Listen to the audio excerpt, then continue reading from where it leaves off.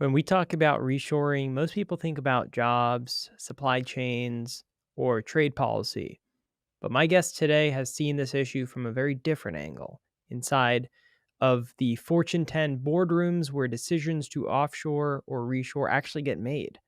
Saji Madapat is a industrial engineer, strategist, and author of The Gods Must Be Crazy 2, a Rooseveltian Renaissance.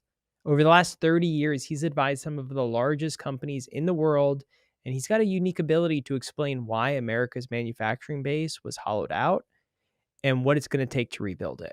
In our conversation, we talk about the mindset that drives Wall Street, why China has been playing the long game while US stays focused on quarterly earnings, and what lessons we can learn from leaders like Theodore and Franklin Roosevelt as we think about America's second half comeback. I really enjoyed this one. I think you will too. Here's my conversation with Saji.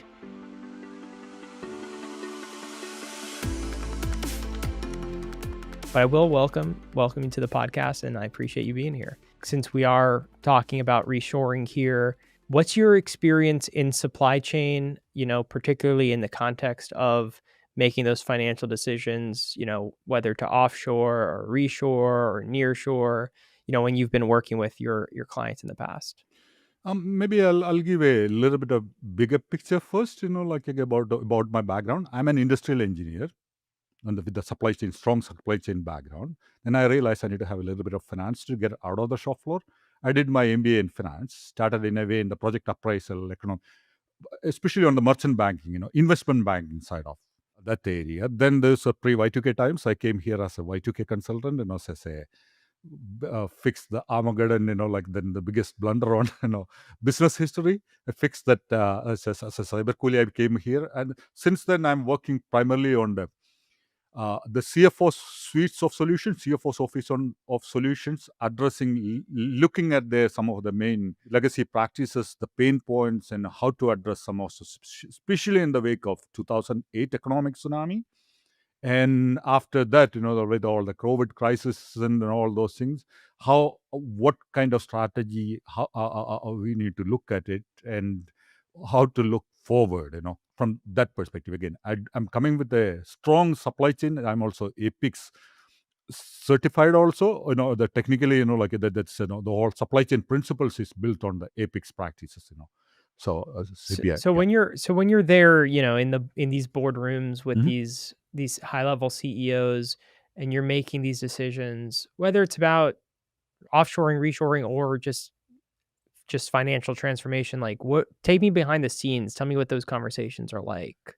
First, you need to understand overall the mindset of, of especially when dealing with the private, publicly held companies over some of the largest corporations over there. So there, again, many of these decision makers, their C level, especially the C level or the board level, their remuneration is based on the stock, the earnings per share. Unlike, it may be something like, it may not be strictly applicable for the small and business. So from their outlook is a very short term outlook. And Really, you're saying the C-suite that's their main focus is just the stock price? you need to look, you need to chase the money, where the money, they're mostly paid based on their stock performances.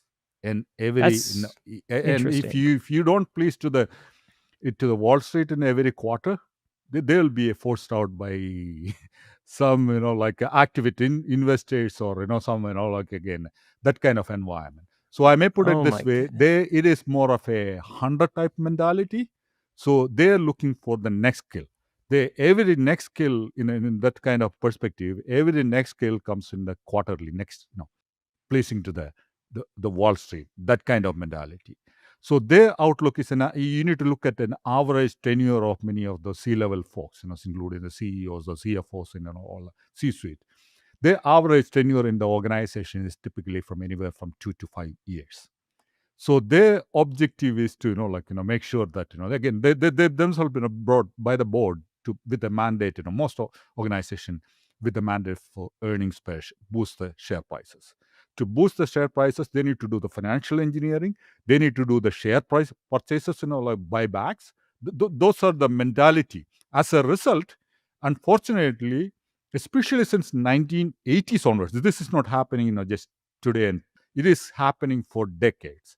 So what they Right. did is, first the G's, the Jack Welchers of the world, first we not only put all the manufacturing firm in a barge and shipped it to the US. It's not that the manufacturing alone, we shipped even our intellectual proprietary right, research and development, the whole everything we, like again, the core competency of this country.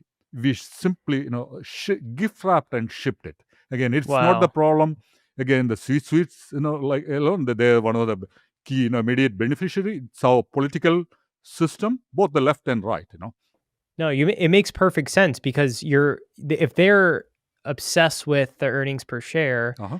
then of course they're going to look for any way, Mm-hmm. what even if it involves shipping all of our manufacturing jobs overseas. Yeah, that their earnings per share, that their tenure in the organization again, and if they want to survive the every quarter, Wall Street, Right. Oh, some it's brutal. activist investors, they're going to take over, or the private equity is going to take over in many of these organizations. Yeah. So the lesson is don't go public. That sounds terrible, but That's on the other route also going. Yeah, that's one of the mistake again. And if you look at the traditionally many of the smaller scale organization, like the typically yeah, by the third generation, either they go public or they were bought by a private equity or right. some other Yeah. yeah. No, you know what? You're absolutely right because Uh, I worked at a publicly traded company in the past mhm, and we were a small division, mhm, right? mhm, But if you miss a quarter, it's like automatic layoffs just to get the stock price to shoot back up. mhm. And it really hurts culture and morale when you do it like that. It is not just culture and moral. We are completely hollowing out. It's the like especially your research and development, your people. They're the cost centers traditionally.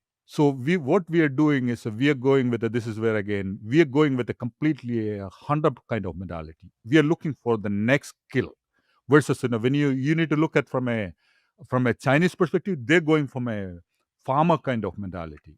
Their horizon is 2049. That's when the centenary 2049. of Chinese Communist Party. Their outlook is a century or at least a half a century outlook versus our outlook is we are looking for the Oh, every so 90 days quarterly. that's interesting. Mhm. That segues perfectly into actually my next question, which is about China. Because over the past 30 years, I feel like the United States posture around manufacturing has been really centered around free trade principles Mhm. and letting corporations essentially do whatever they feel is most economical and best for their business, which obviously resulted in a lot of offshoring. Do you have any sense? I mean, you mentioned one there, which is just the time horizon, Mhm. but is there anything else, in terms of China's mindset around this same issue, like during that time period? Like, I'm trying to understand how we got to this point where China has become so dominant. In this part of the world, it's a hunter gatherer mindset, or it used to be farmer kind of, and especially during the Theodore Roosevelt's and FDR days, it used to be farmer mindset. It's the same. We the Chinese learned that mindset, and the Chinese mindset is a farmer kind of mindset. Can you They explain what that is, farmer versus hunter? farm hunter gatherer mindset, and they're looking for very next skill. They don't care about they don't take care of the soil, and they don't care. They're like that. Versus Okay. on Chinese side, they're More looking patient. for the very no, not very next harvest when they are cultivating something, the farming something. They're looking for a long term. As I mentioned, instead of 90 days, they're looking for the 90 years harvest they're looking at. And if I may give another analogy, if you Please. look at they're looking for the hunter gatherer kind of, like they're looking for the next firewood. They're looking for they sell for the firewood versus the Chinese, the farming mentality, they cultivate the forest, industrial scale forest, which lasts for 90 years versus we look for the we cut down for the firewood, the same Yeah. whatever the forest left out with us. What do you think the root cause is of us being so short-sighted and so much of a hunter? Like, who's ultimately to blame for this hollowing out of America's industrial base? The blame needs to go at every, pretty much every level, unfortunately. Again, my intention is to not to do the blame, Yeah. rather diagnose what is going around and provide the solution. It is the left and the right, and and again, we need to go straight instead of we need to go like the way the FDR and the Theodore they did. And that's on the political class. Even if you look at the political system is also, we are looking at every every 4 year we do have the presidential election. Every 2 years, we do have the midterm elections. Again, we are looking. Our outlook is, especially in the Washington D.C. outlook is, maybe 1 year maximum. Then by the after the Yeah. second year, they need to look for. That's the political Right. side. On the financial side, we already discussed about like the Quarters. senior level executives, how they're looking, including on again, if you look at the consulting class, they brought up the EPS or earnings per share. They are looking for another quick kill. It is easy to get by cutting down the forest and using it as by firewood. They can make quick bucks, but planting something that kind of developing over period of years or decades or centuries, it takes nobody has the patience. Even our own education system, if you look at it, especially many, I don't know whether you're an MBA or not, the education systems, if you look at it, Milton, we still preaches the Milton Friedman's kinds of books. So Yeah, they're that's looking true. at they're looking at according to that one, it is a shareholding is the everything, share It's a price good is point. everything on the all.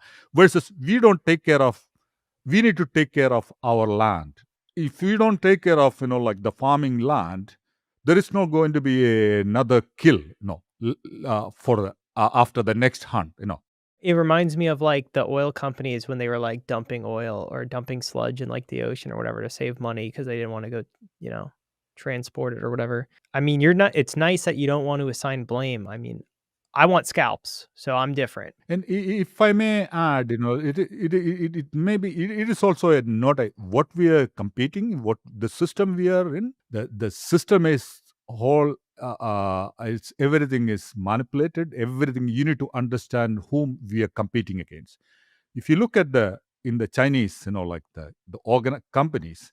If you look at the 75% of the Fortune 500 companies, do you know what is their market cap or how much asset they hold? Mm-mm. Which is owned by the Chinese government. It's around $63 trillion assets they own. The Chinese investment, government level investment. $63 trillion, when you translate into, that is 80% of the global GDP. And when you're competing against, especially with the smaller, considering over here, many of the target audience is small and business. Getting a loan again, an expert in your area, typically you give 10-year loans, am I right? Like in many of those things, and like Yeah, in many of your clients. sure. Versus over here, Chinese enterprises, they're backed by the faith of the government. Their GDP, annual GDP in purchasing power parity terms, so that's in 2020 itself, it crossed, it's a US standard. It is going to be pretty soon, and maybe 10 or like something odd years, it is going to be double the size of, at least in purchasing power parity terms, of US economy. And it is by the like their funding. Again, if you look at it, many of those, like again, your customers, your small and medium enterprises, especially those who are competing against the Chinese, they may know pretty well many of these things. Like for example, on the solar side, they can sell their products 40% under the raw material price, because the Chinese government fund that kind of, they can afford to play the long game for 5 years, or at least half a decade to a decade they can play. They already won many of those industries, strategic industries. Versus if we do the same thing, especially a private publicly held company, we do one quarter, the second quarter, all those activist investors will be filing the lawsuit on. We can't even think. 100%. My point is, we can't even think beyond one quarter. Versus they're looking at a generational perspective. Yeah. Man, that's tough. I mean, when China is subsidizing certain industries that we have to compete against, I mean, it makes it almost impossible, I feel like. Yeah, unfortunately, this is where again we can still, that's where the Rooseveltian principle coming into the Well, tell me picture. more about that. That's what I wanted to ask you about because you mentioned Roosevelt. I know you talk about him in the book. What are those principles or, policies or whatever that he, had, utilized, that you're referring to here? If I may, it's not just one person. There are about three different Roosevelts I'm talking about. First the Theodore Roosevelt in the early 1900. He busted all this with the square deal. He came in the Gilded Age, that era, and his cousin Federal FDR, then his wife, Eleanor Roosevelt. These are the three people architected they with a farming mentality. For example, we are going through you're kind of in a small and business industries. You're not just competing against the China alone. Over here, we are getting in a Gilded Age. We are getting, like many of those, we are pretty much in a plutocratic kind of, environment. I don't know how many of you are on the small and medium-sized businesses can compete against the private equity, that kind of interest. So this is where again you need to the gains are completely, unfortunately, rigged by some of the bigger players. It's again, you're not competing against China alone. You need to look at all Yeah. the special interest groups. Who is writing all those big beautiful bills? Who is getting benefited out of this one? Again, I don't want to get into all the political. In summary, to your question, we need to have a square deal, like what Theodore Roosevelt did. Again, at that time, the Gilded Age, like a few monopolies were controlling the whole country at that time, the railroads and barons and all those. The square deal gave the opportunity for the small and medium-sized industries, again, with the Hmm. FDR's New Deal kind of environment, again, he transformed the whole industries. We can make, in this country, we can make, for example, in 1 year alone, I think 45,000 aircrafts were made. We bring the whole manufacturing sector, especially we need to have the visionary for the farming kind of mentality rather than looking at the quarterly. We need to take care of our fertile land, rather than just looking for the next Right. hunt. Yeah. Right, right, right. Well, you mentioned kind of like DC and Washington. With China, I think we have been talking a lot about China in DC, the politicians have, and the unfair business practices is definitely something that I think they get right. Is there anything they're getting wrong in Washington about China? First of all, I don't watch too much of the traditional media over here. They're all looking at the symptoms. Hardly anybody is looking at the what is happening underneath. Again, over here they're chasing the sound bites and bullet points. These are the very people created this kind of problem, especially in the Washington D.C. or Wall Street, or many of our business leaders, they created the issue. And now that they blame everything on China. They didn't Right. steal our companies. They didn't take our job opportunities. In fact, we gift wrap, we put whole our manufacturing industry in an industrial scale. We put it on a barge and shipped it to Yeah. China for a quarterly bonuses or the EPS, share price increase. Not only it's not just shipping the manufacturing alone, the companies alone. We ship intellectual proprietary rights. We ship the whole research and development. We ship everything. Now we are trying to compete against this again. 80% of the global GDP, $63 trillion long term, focus, century-focused system, we are trying to, the small and business industries, Yeah. we are trying to compete again, And we did it to ourselves. I mean, We did it. and now we want to. Yeah, Yeah, we I could see that. don't blame others. Don't blame China. Don't, it is our own fault. First, let's admit it is our own. Our political class, our business class, our consulting class, our educational system, especially the Ivy League business schools, they still preaches the Milton kind of, choir. So we are the problem. They are not the problem. They are smart enough. Again, another thing we need to take a look at it over here in this part of the world is run by our system is run by the bunch of lawyers with a short-term argumentative, versus over in that part of the world, it's not just the farmers alone. These farmers are engineers. They're looking at engineered solutions, not for the quarter. They're looking for the engineered solution by the 2049. Their minimum plan is a 5-year plan. Versus over here, our biggest plan is quarterly plan, 90 days. Right. They're looking at 90 years. Without naming names, can you tell us about a company that that you've seen get completely outmaneuvered by China on strategy and what they should have done different? I'm going to name the name itself. Look at the G's of the world. What happened to it used to be the industrial power base of this part of the world. They put everything, whole manufacturing, put it on a barge and send it to China. And not just again, the whole industrial know-how, everything, we send it back to that part of the world. So far, if you may look at it, you may look at it in 2008. Till 2008, the G was extremely doing well, with only one division, the financial division. Their financial services division was extremely they were propping up till 2008. But 2008 with the economics, once the tide goes out, you can see who is swimming naked, all the skeletons in the closet. Exactly. Completely crashed in 2008 economic tsunami. Now all the G names are licensed to the. It is on. You can still get the G, like the G profile and G cafe and all kind of brands, but you need to look at who is manufacturing, who owns the licenses of that kind of product. It is not just G alone.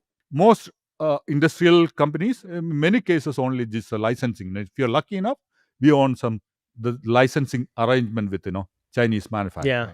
It's so interesting. Yeah, the GE logo, they used to call it a meatball, the little logo, and it was so valuable in the market because of that name, the brand. We actually had in the 90s and 2000s, GE Capital was one of the largest SBA lenders in the country up until 2008 when they got out of the business. So, fun fact. Yeah, in 2008, they were making all truckload of money to 2008, but 2008 exposed, Right. You're a writer. You have a book out now, The Gods Must Be Crazy Part 2. We'll leave a link in the show notes in case anyone wants to go check that out. Now, you say in there that we outsource national strategy to TikTok algorithms, and I was just curious, what do you mean by that?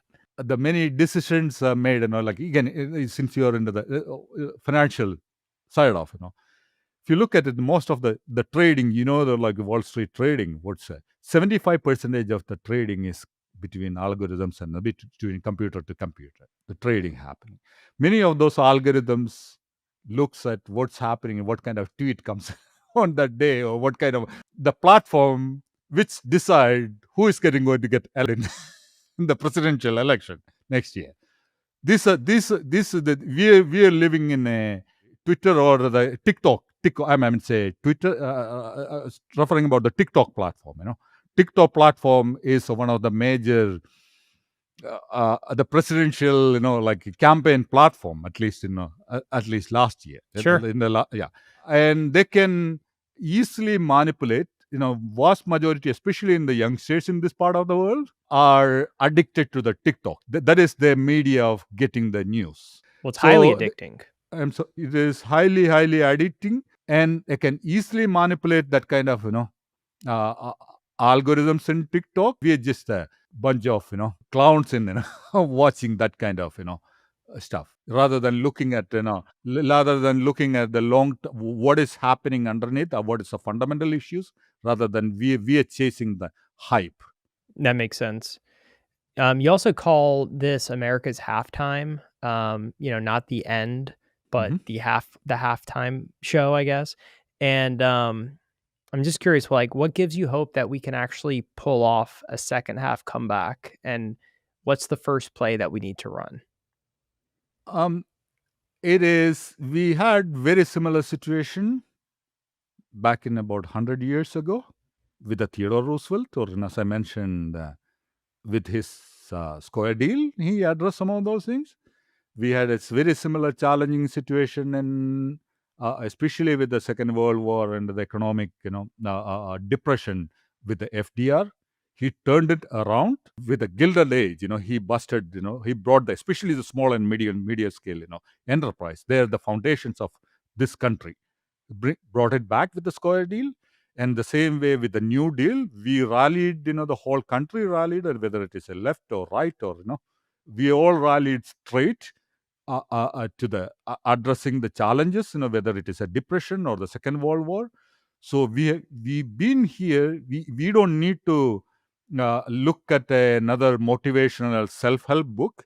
So what we need to do is, we need to read some of those, we need to historical record, whether it is a PBS presidential series, or, read what happened, 100 years ago. It is exactly happening now. So, but we need to be patient enough to read what happened before. And again, this is something you need to look at how this country's capitalism foundation was built by especially the leaders like Theodore Roosevelt. He built the largest, with the White Fleet. He pretty much colonized at least this part of the Latin America and many part of. He is the person built the Panama kind of, canal. So so we need to bring back that kind of industrial infrastructure base, like what Chinese are copying, the FDR and the Theodore Roosevelts now. So we need to build back our foundation, rebuild our foundation. We need to fix the rules are completely rigged, especially with the modern Glass-Steagall Act, like again, not in favor of small and medium-sized business interests, the foundations of this country, but it's rigged by that powerful interest in Washington, D.C. You need to look at it, and we need to invest in beyond that. We need to invest in our own people. We need to improve our own educational right now, and especially with the big beautiful bill and all those things. We are cutting our education, the funding, the university, like the whole university. It's not just the university funding alone, the public school funding. So those are the areas, that we are cutting, and we are handing over the same money to the, few powerful interests.